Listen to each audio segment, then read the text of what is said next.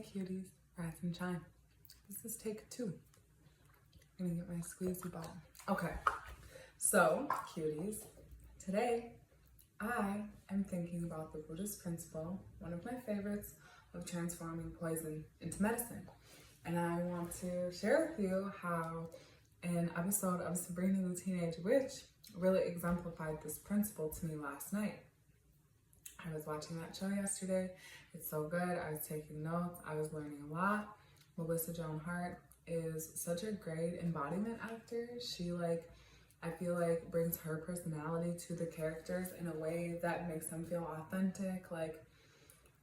I love her acting in that show. I love how she exudes her own magic by playing the witch. It's so cool. She's so confident, and that's what I really like about her. Self-assured, and on a teenager, that energy just looks so good. It looks so good.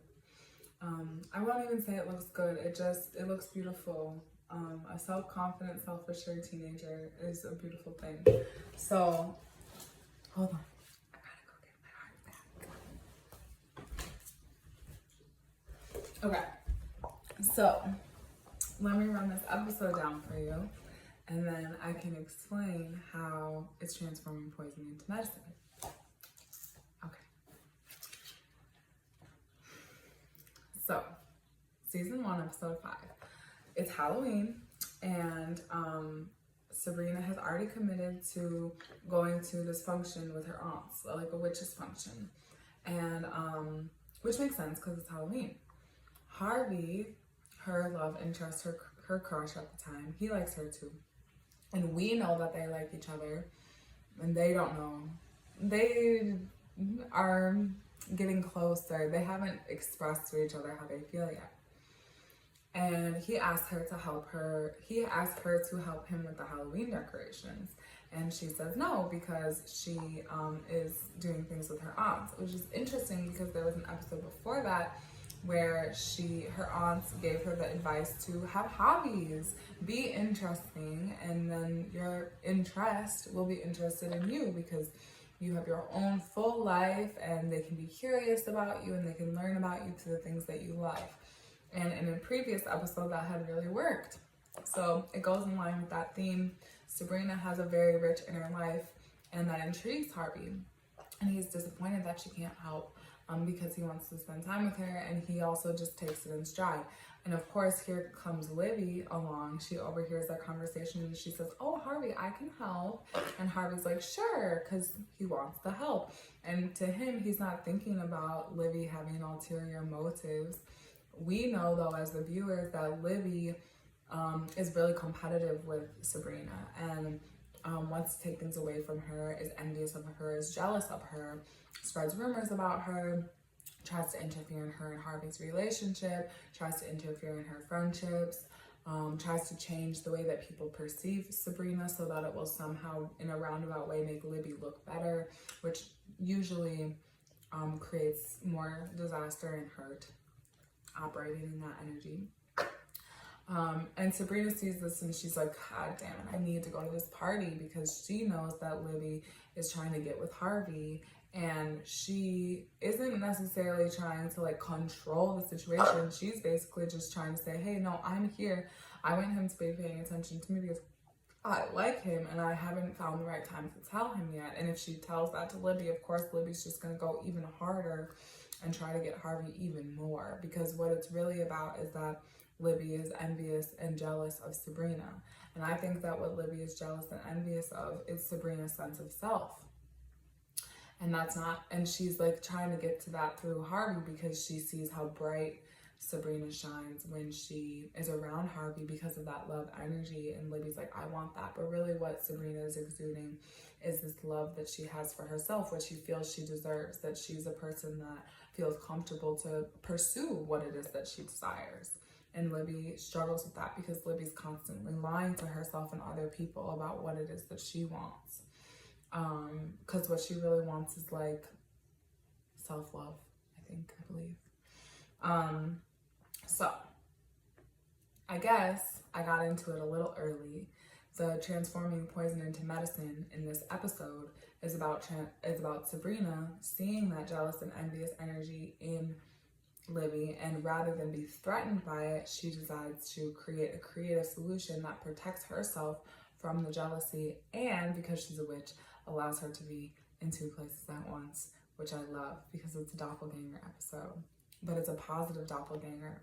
So Sabrina decides that because it's Halloween, she's going to send a double in her place to the party. And so she replicates herself, and she dresses herself, her second self, as a witch. And she teaches the witch to say 3 things. I'd love to. That's so true.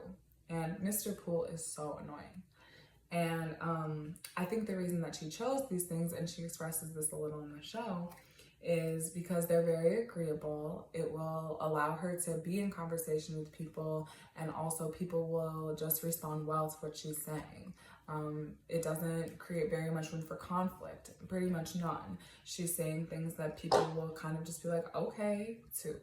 So she gets to the party. Sabrina 2 goes to the party. Sabrina 1 drops her off and goes to her magic function with her witches, her aunts. Sabrina 2, the doppelganger version, goes to the party and is like following Libby around. And Libby's like, you're so, like, why are you following me around? What are you doing? And Sabrina's just like, that is so true. And Libby's like, what? Okay. And then Sabrina's like, Mr. Poole, Sabrina 2, the doppelganger, the witch, is like, Mr. Poole is so annoying. And Libby's like, he is. I know. What? And so they have this like brief moment of relatability that Sabrina 1, original Sabrina, like thought about. She's like, I'm going to be at a party with all of these people at my school. What's something we all agree on? And she's like, we all think Mr. Poole's so annoying.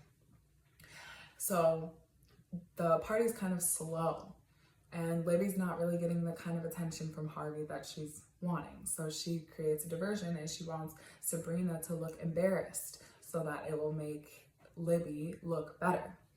And there's also this whole trope where Libby's dressed like Jackie O. So it's like, who's gonna get, and Harvey's dressed like James Dean. So it's like, who's gonna get the all-American boy? Is it gonna be Jackie O, or is it gonna be this witch who's actually like the girl next door? So good. So Libby says, Sabrina, you know what this party could really use is someone needs to go streaking. And Sabrina says, I'd love to. Sabrina 2, the doppelganger, says, I'd love to, because that's what she's trained to say. And that's her purpose of being at the party, is to be agreeable and to watch Libby.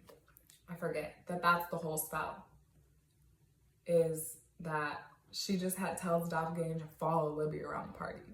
That's it. Just follow her around. Just be everywhere that she is. So that Harvey, whenever he sees Libby or Libby tries to interfere, he's gonna just see Sabrina. And Sabrina's just this like, I'd love to. That's so true. Just like, ha ha ha ha. Which to Libby is like, I'm always about power and control, and she's just standing here saying 3 things and everybody like loves her. She's so stressed by that. So Sabrina, doppelganger, agrees to streak. And so when she goes to do it, she does it, everybody watches her, the doppelganger Sabrina goes and streaks outside the party, and everyone's like, whoa!